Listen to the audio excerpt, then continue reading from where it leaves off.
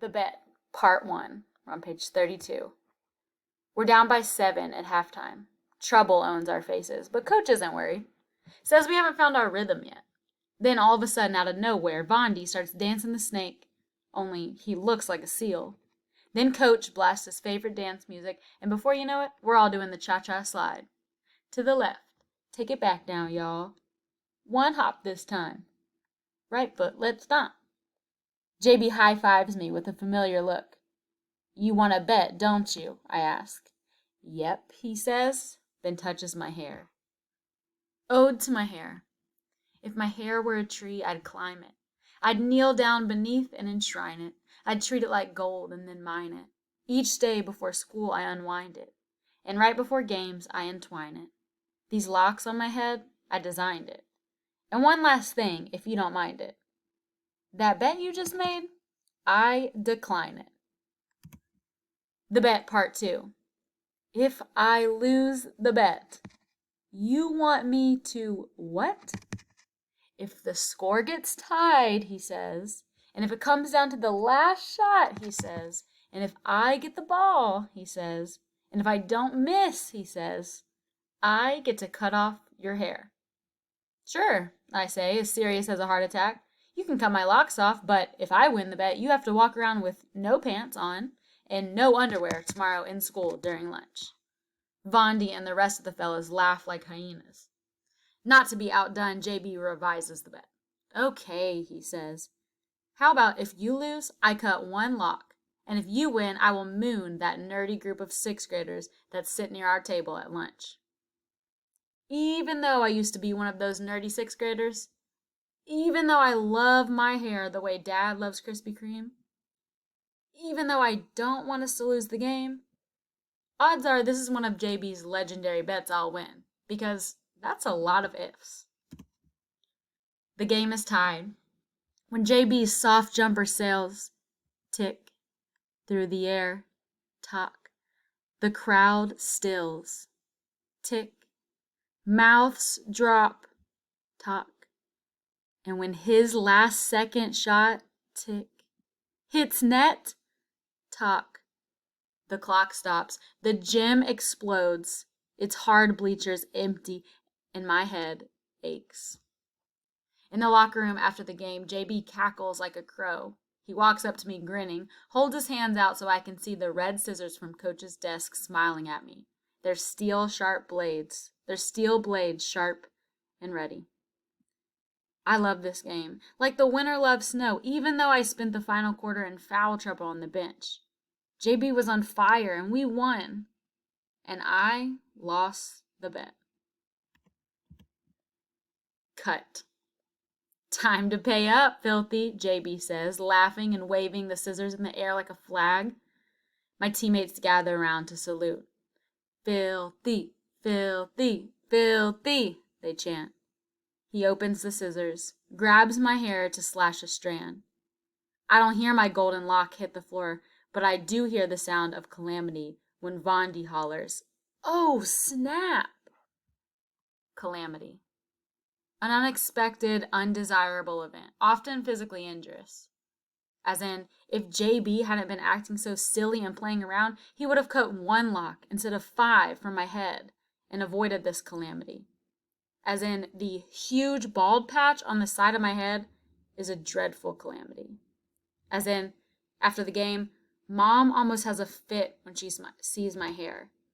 What a calamity, she says, shaking her head and telling Dad to take me to the barber shop on Saturday to have the rest cut off. Mom doesn't like eating out, but once a month she lets one of us choose a restaurant. And even though she won't let him touch half the things on the buffet, it's Dad's turn, and he chooses Chinese. I know what he really wants is Pollard's chicken and barbecue, but Mom has banned us from that place. In the Golden Dragon, Mom is still frowning at JB for messing up my hair. But Mom, it was an accident, he says. Accident or not, you owe your brother an apology, she tells him. I'm sorry for cutting your filthy hair, filthy, JB laughs. Not so funny now, is it? I say, my knuckles digging into his scalp till Dad saves him from the noogie with one of his lame jokes.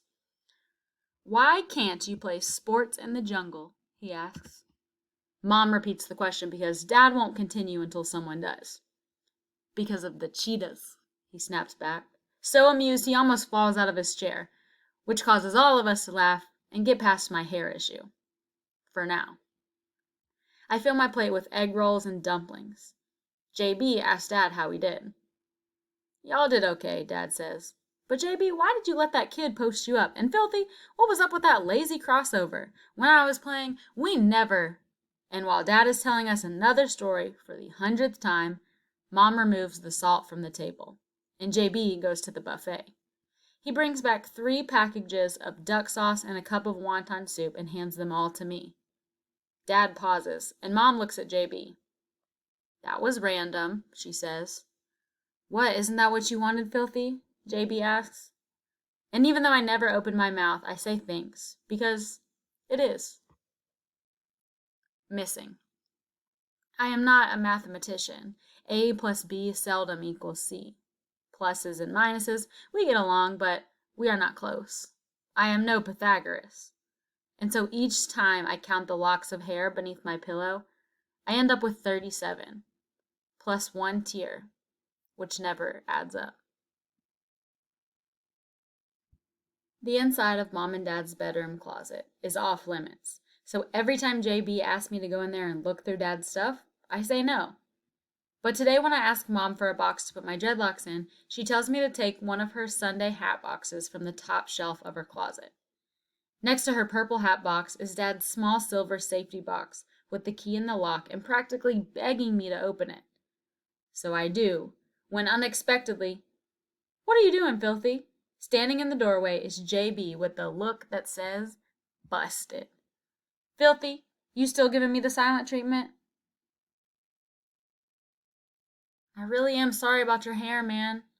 "I owe you, Filthy, so I'm going to cut the grass for the rest of the year and pick up the leaves, and I'll wash the cars, and I'll even wash your hair." "Oh, you got jokes, huh?" I say, then grab him and give him another noogie. "So, what are you doing in here, Filthy?" "Nothing. Mom said I could use her hat box." "That doesn't look like a hat box, Filthy. Let me see that," he says. And just like that, we're rummaging through a box filled with newspaper clippings about Chuck DeMan Bell, and torn ticket stubs and old flyers and... "Whoa, there it is, Filthy," JB says. And even though we've seen Dad wear it many times, actually holding his glossy championship ring in our hands is more than magical. "Let's try it on," I whisper. But JB is a step ahead, already sliding it on each of his fingers. Until he finds one, it fits. "What else is in there, JB?" I ask, hoping he will realize it's my turn to wear Dad's championship ring. "There's a bunch of articles about Dad's triple-doubles, three-point records, and the time he made 50 free throws in a row at the Olympic finals," he says, finally handing me the ring. "And an Italian article about Dad's bellissimo crossover and his $1 million multi-year contract with the European League." "We already know all this stuff, JB." "Anything new or secret type stuff?" I ask. And then JB pulls out a manila envelope. I grab it, glance at the private stamped on the front. In the moment that I decide to put it back, JB snatches it. "Let's do this," he says. I resist, ready to take the purple hat box and jet, but I guess the mystery is just too much. We open it. There are 2 letters. The first letter reads, "Chuck Bell, the Los Angeles Lakers would like to invite you to our free agent tryouts." We open the other. It starts, "Your decision not to have surgery means that realistically, with patella tendonitis, you may not be able to play again." Patellar tendonitis. The condition that arises when the muscle that connects the kneecap to the shin bone becomes irritated due to overuse, especially from jumping activities. As in, on the top shelf of Mom and Dad's closet in a silver safety box, JB and I discovered that my dad has jumper's knee, aka patellar tendonitis. As in, as a rookie, my dad led his team to the EuroLeague championship.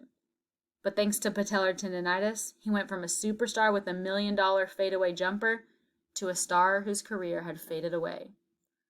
As in, I wonder why my dad never had surgery on his patellar tendonitis. All right, we're going to stop there for tonight. Go ahead and answer the questions on the Google form.